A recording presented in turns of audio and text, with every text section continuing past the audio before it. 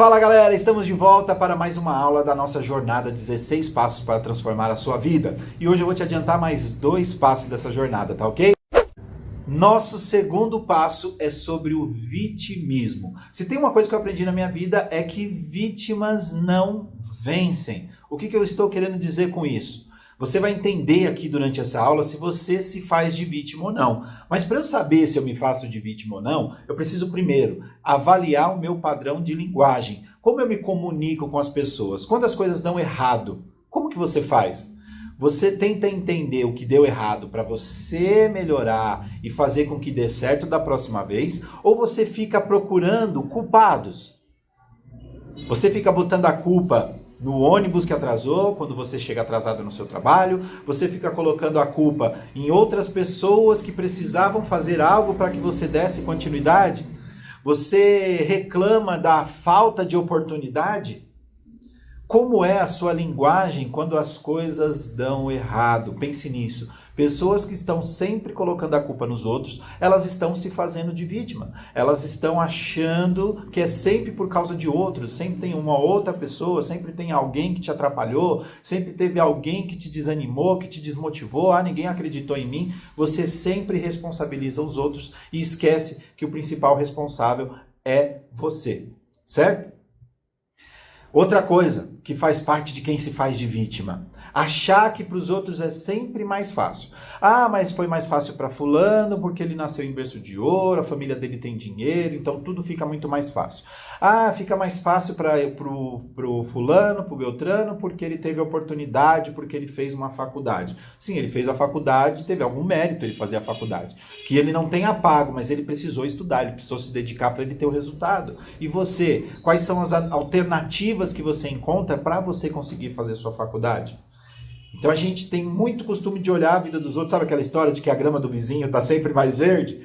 Isso é mentira, gente. Todo mundo tem a sua grama e todo mundo deve cuidar da sua grama. Se você acha que a grama daquele vizinho está mais verde, vai descobrir o que ele fez. Talvez o que tenha acontecido para ele realmente não esteja dentro da sua realidade, mas você consegue criar a sua realidade. Vou te dar um exemplo.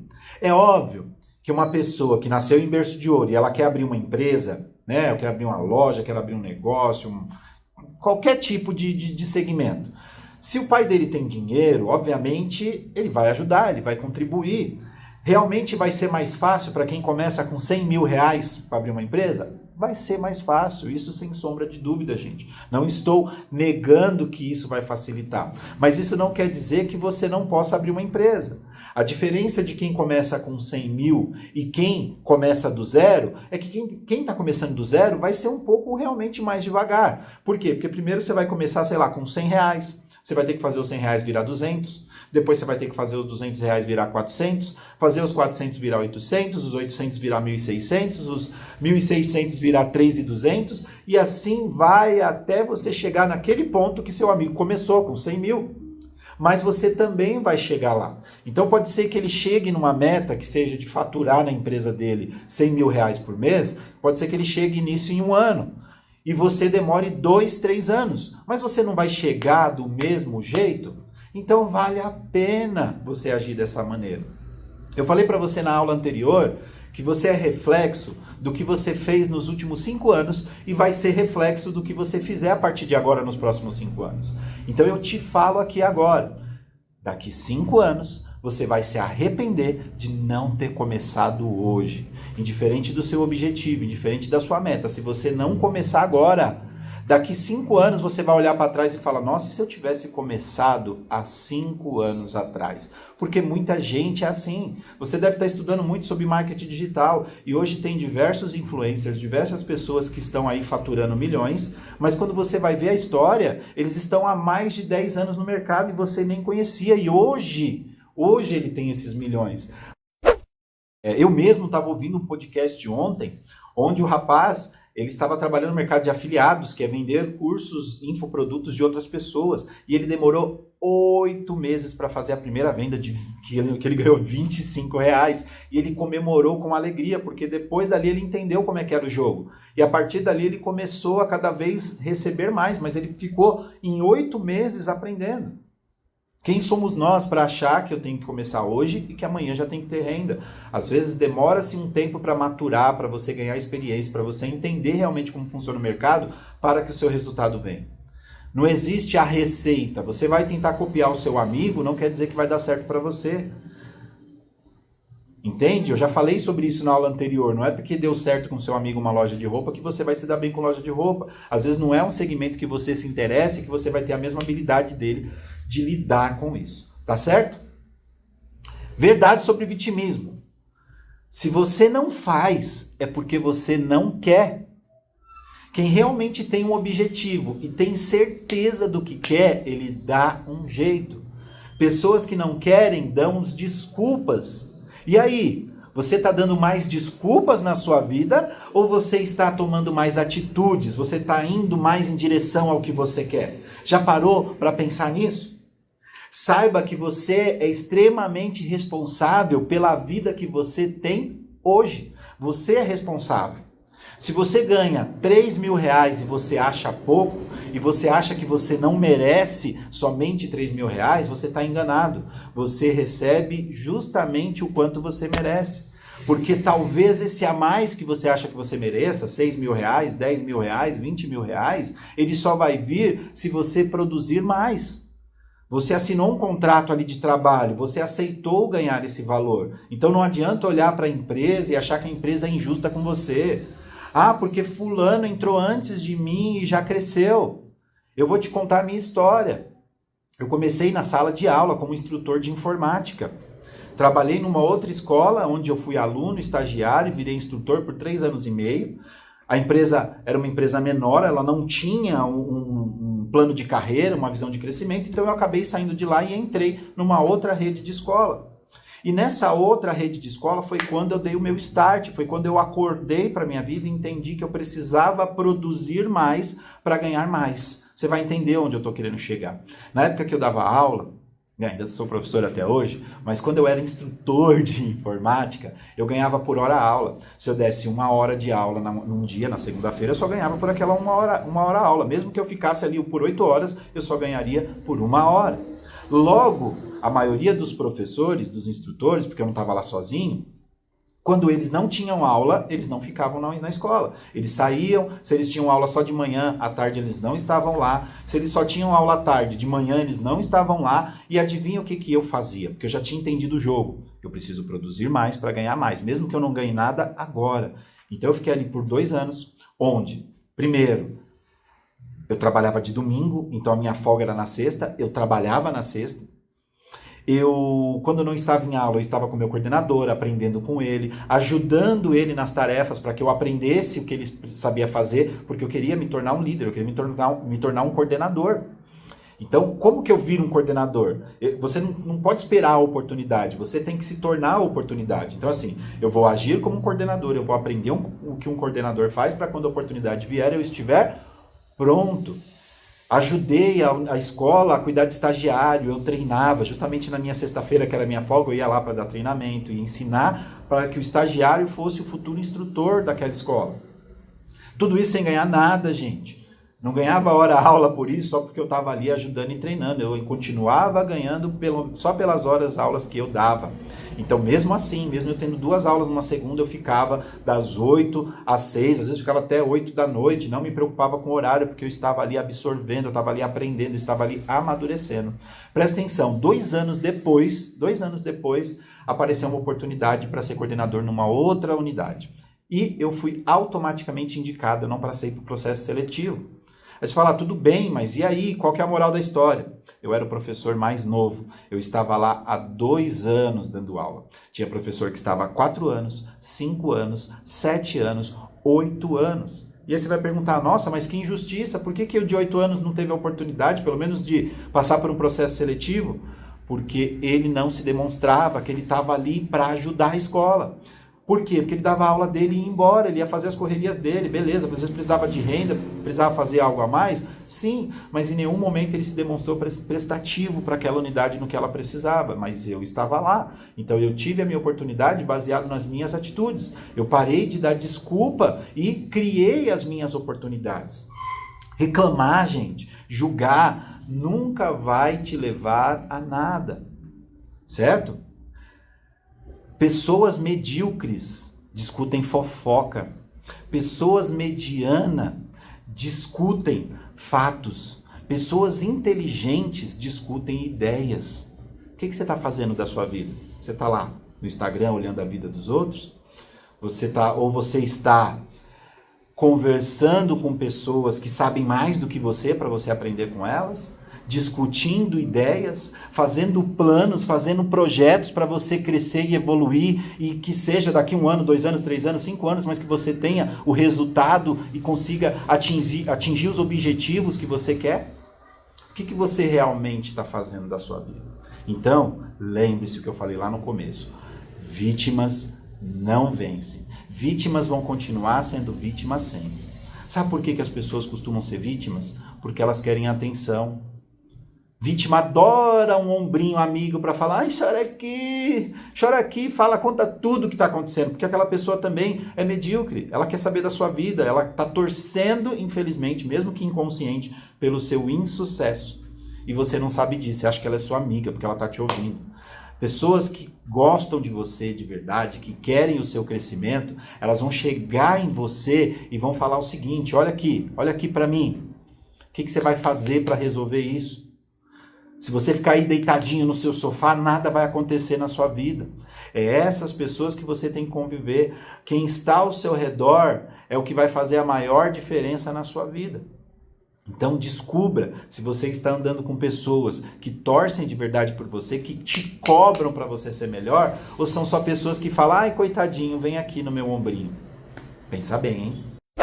Vamos para o terceiro passo? E o terceiro passo é sobre resiliência. Se você quer se transformar na sua vida, você precisa ser resiliente. Aqui está, ó. Resiliência é a capacidade de voltar ao seu estado natural. E principalmente após alguma situação crítica e fora do comum. Gente, presta atenção. Já ouviu aquele ditado? Faça o que você ama e você nunca vai trabalhar na sua vida? É uma grande mentira. Desculpa eu te falar isso, mas é uma grande mentira. Óbvio que você vai trabalhar com prazer, óbvio que provavelmente vai ser mais gostosinho trabalhar num segmento que já é algo que você ama. Mas se alguém olhar para você e falar não vai ter problema, meu amigo, você está muito enganado. Você vai ter desafios, você vai ter situações para resolver. Inclusive, eu até falei na outra aula, cuidado na hora de transformar o que é hobby em algo que vai te gerar renda. Por quê? Porque o game vira, o jogo vira.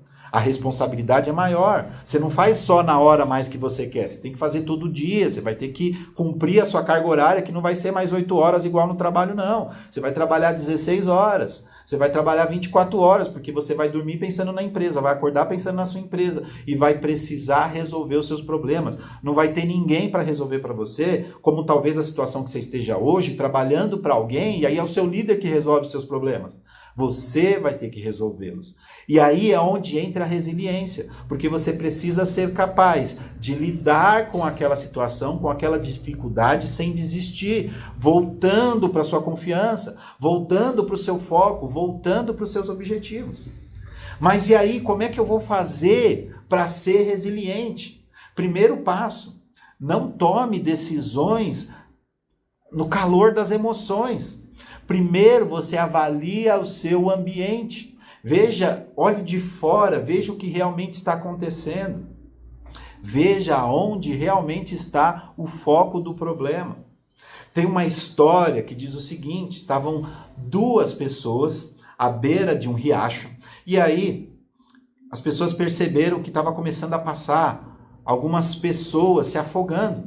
E aí essas 2 pessoas foram e puxaram uma e salvaram elas. E aí, essas 3 pessoas foram tentando salvar o máximo de pessoas, as pessoas estavam passando por esse riacho, estavam indo embora. E aí o que acontece? Enquanto eles estavam ali tentando salvar, e eles salvavam uma, mas passava 2, salvava outra, passava 3, então pessoas estavam indo, eles não estavam conseguindo resolver isso. E aí um deles começou aí, vamos ali, ele falou, não, mas espera aí, a gente tem que salvar as pessoas aqui. Ele falou, não, tem que ver de onde que essas pessoas estão caindo, tem que ver de onde que estão jogando essas pessoas. Se a gente não resolver ali, a gente não está conseguindo salvar todo mundo, então vamos lá no foco do problema. É isso que você tem que fazer na sua vida. Entender onde está realmente o foco do seu problema para você ir lá e resolver. E acabou, fim de papo. Mas para você enxergar esse ambiente dessa forma, você precisa controlar suas emoções. Você tem que controlar a sua raiva. Você tem que controlar o seu medo.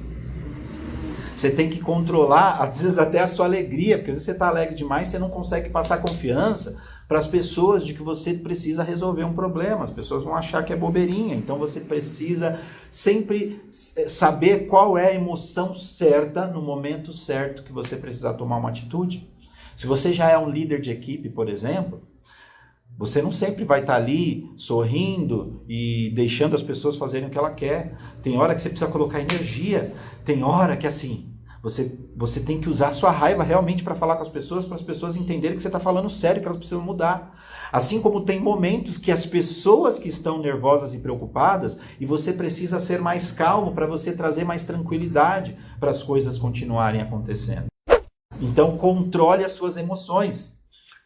Terceiro ponto, seja otimista. Por mais que as coisas estejam difíceis, você precisa ter o otimismo de que aquilo vai passar. Eu adoro contar história, tem mais uma história que eu vou trazer aqui para vocês. Existe um livro de 2 páginas. Uma vez um sábio entregou esse livro para uma pessoa que estava passando por muitos problemas. Ela estava pensando em tirar a própria vida de tão complicada que estava a situação dela. E aí, esse sábio olhou para ele, ao entregar o livro, e falou o seguinte: você vai ler a primeira página. E depois que tudo tiver resolvido na sua vida, você vai ler a segunda página. E aí ele foi abrir o livro e leu a primeira página. E o que estava escrito ali? Calma, isso vai passar. E por mais simples que era a mensagem, ele falou, não, é verdade, é um momento difícil agora, mas daqui não dá mais para sair, eu já estou no fundo do poço, então daqui é só ladeira acima, não é mais ladeira abaixo, então vamos subir e vamos chegar onde a gente quer chegar. E aí ele foi, ele resolveu os problemas dele, ele criou lá o grande negócio dele, conseguiu ter sucesso, conseguiu ter resultado, estava casado, estava com família, estava tudo bem, estava viajando, estava aproveitando a vida. E aí ele lembrou do livro que o sábio entregou para ele, falou, preciso ler a segunda página, agora acho que está tudo bem, já estou feliz, está tudo dando certo na minha vida. E aí ele pegou o livro e foi ler a segunda página e lá estava escrito, calma, isso também vai passar. E qual que é a moral da história? O que esse livro está querendo dizer? Que a nossa vida, às vezes, ela é de fato uma montanha russa. Você vai ter momentos bons na sua vida, mas você vai ter momentos ruins. E vão ser momentos diferentes. Às vezes, sua finança está resolvida, você não tem mais problema financeiro. Você atingiu a sua liberdade financeira, mas mesmo assim não quer dizer que você não tenha problemas. Porque a gente sabe que dinheiro compra muitas coisas e traz muitas felicidades, mas ele não resolve tudo. Às vezes você quer salvar a vida de uma pessoa que você ama muito, mas ela se prejudicou tanto na vida dela, fumando, bebendo, coisa nesse sentido, que infelizmente não tem o melhor médico do mundo que vai conseguir salvar alguém que veio se prejudicando há 40 anos. Então a gente não resolve tudo. Então isso vai passar, talvez você perca um ente querido, mas você está vivo e você precisa honrar a vida dessa pessoa que você ama, continuando produzindo, continuando a fazer as coisas. E uma hora essa dor vai passar e aí você vai voltar para a sua alegria, para a sua felicidade, para a sua tranquilidade. Mas vai ter uma hora que infelizmente vai vir um outro desafio que você vai precisar resolver. A vida é assim, entenda isso. E para fechar a resiliência é importantíssimo você ter empatia. E o que é ter empatia? Ter empatia, para você entender, para ficar mais fácil, você já ouviu aquela história? Trate as pessoas como você gostaria de ser tratado? Funciona, é legal. Só que assim, será que eu gostaria de ser tratado igual você gostaria de ser tratado? Às vezes não. Tem pessoas que gostam de carinho, tem pessoas que não gostam de carinho, gostam de frases de afirmação, de você chegar na pessoa e falar, você é muito boa, você é muito top, você está tão bonito hoje. Então, para aquela pessoa abraçada, carinho, não vai resolver. Cada pessoa tem um jeito de ser. Tem pessoas que gostam de ser lideradas, tem pessoas que gostam de liderar. Então, por mais que aquela pessoa não seja um líder e você precisa que ela faça algo, você precisa deixar ela tomar a decisão. Você só vai ali fazer as perguntas certas, dando opções para que ele escolha o melhor caminho. Mas, indiferente do caminho que ele escolher, é um caminho que vai fazer chegar no objetivo que você quer. Só que com empatia, entendendo o tempo da pessoa, entendendo a realidade da pessoa, você vai fazer com que ela faça o que precisa ser feito. Isso também é ser resiliente. Porque a gente às vezes leva uma bronca, ou a gente às vezes ouve o que a gente não gostaria, ou a gente entra numa situação que uma X pessoa criou, mas a gente esquece de ter empatia, a gente esquece de pensar no que aquela pessoa está passando pela vida dela. Às vezes alguém te trata mal num ônibus, alguém te trata mal num aeroporto, em algum lugar, e você julga, você xinga aquela pessoa, você critica aquela pessoa, mas você não sabe o problema que ela está passando. Se ela deixou um filho doente em casa e foi trabalhar, porque ela precisa do ganha-pão, né? Ela precisa do dinheiro.